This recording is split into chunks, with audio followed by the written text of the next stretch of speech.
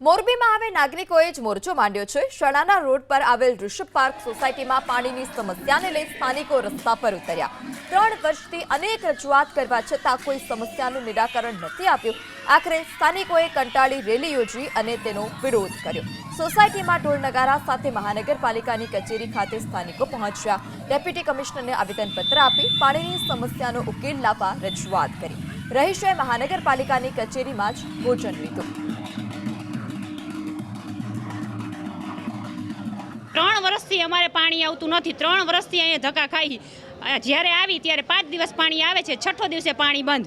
અમે અમારો હક માગવા આવ્યા છીએ। અમારે પાણી જોઈએ છે, બીજી કોઈ અમારો માંગણી નથી। અમને પાણી દ્યો, તમે ગમે ત્યાંથી પાણી દ્યો, પણ અમને પાણી દ્યો, અમારી ઈ જ માંગ છે। બોર 2 ખલાસ થઈ ગયા છે।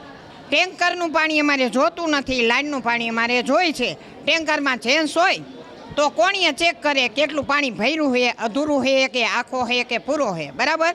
તમે એમ કહો કે અમે 2 ટેન્કર મોકલા તો ટેન્કરનું પાણી નથી જોતું, અમારે લાઈનમાં પાણી જોઈએ। અત્યારે સાહેબને મળવા આવ્યા હતા કે પાણી ન આપો તો ગામમાં ગમે ત્યાં પાણી ન આવતું હોય તમે શું કરો? તો આજે અમારે પાણી જોઈએ છે।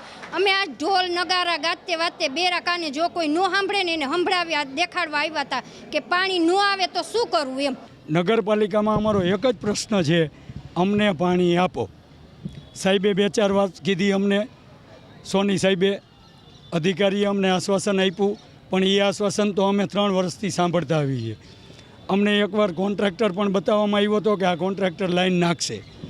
આ બધી વસ્તુ શક્ય નથી।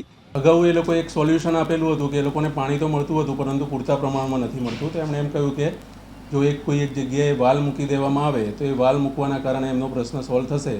એ લોકોની ડિમાન્ડ પ્રમાણે જ અમે અમારી વોટરવર્ક શાખા દ્વારા ત્યાં એક વાલ પણ મૂકેલો હતો, છતાં પણ એમના પ્રશ્નનું સોલ્યુશન નહોતું થયેલું। અને એના પરમનન્ટ સોલ્યુશન એ જ છે કે જે ડીઆઈનું નેટવર્કનું પાઇપલાઇન નખાઈ જાય તો એમનું પરમનન્ટ સોલ્યુશન થશે। ટેમ્પરરી સોલ્યુશન તરીકે અમે બાકીના 4 જગ્યાએ વાલ મૂકી અને આ સોસાયટીને પાણી મળે તે વ્યવસ્થા કરાવીશું।